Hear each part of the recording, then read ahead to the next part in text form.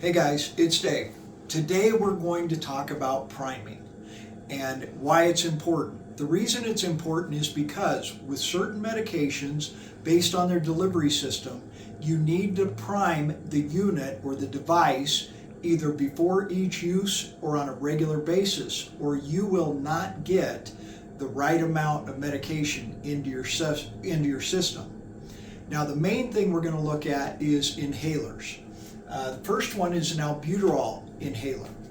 And with it, and this is just one type of albuterol, but you need to give it a shake, hold it upright, take the cap off, and you're going to push down. The manufacturer recommends 4 times, but me and AJ, my other pharmacist, actually said generally it only takes about 2. But you're going to see a fine mist shoot out when you do that. At that point, you're ready to go. You should do it when you first start using the inhaler for the very first time.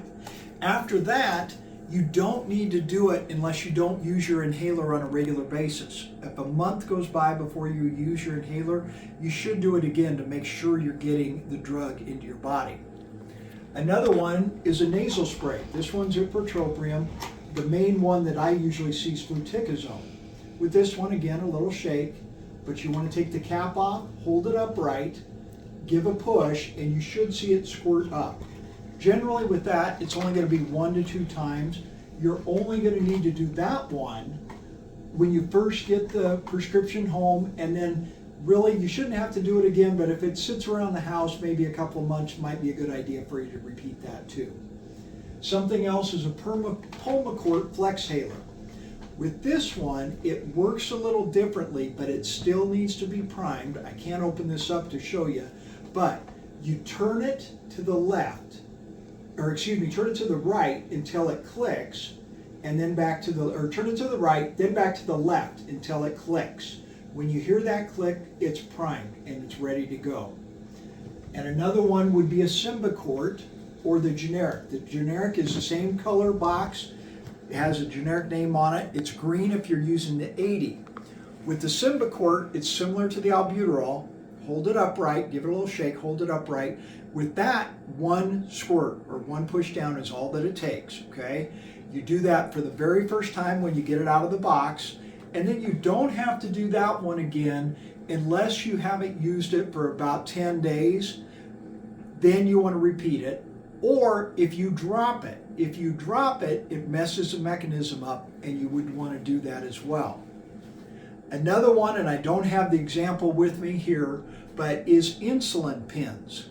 So when you have insulin in the pen, like Lantus or Glargine, Novolog or the bioequivalent, or Humalog or the bioequivalent, or Toujeo, with all the pens, you want to, of course, hold them upright, put a new needle on, change your needle every time. Use a new needle every time so you don't get an infection and so it's not as painful because the needle is sharp.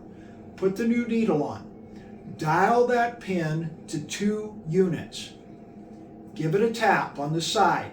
What you're doing is you're releasing the air to the top. When you push the button, hold it in, that's going to push that air out.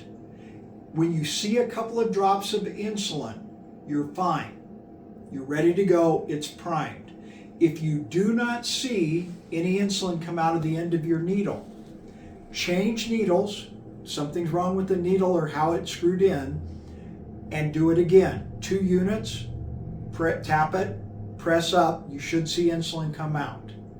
That should be done not only the first time you use the pen, but every time before you give yourself an injection, because you want to get the full amount of insulin going into your body and not air. Air will not hurt you going in, but it's not going to do what you need done with the insulin. So do not forget to change needles and to prime it before each injection. Also, remember, if you have cloudy insulin, don't shake it, but just rub it gently back and forth, roll it like this between your palms, whether it's a vial or a pen. That's important to do. I know in the pharmacy, a lot of times we forget to remind you guys on refills about these things, or we get busy and we don't remember to tell you in the first place. So take these tips home, tell your friends and loved ones who might be on these medications, and go from there.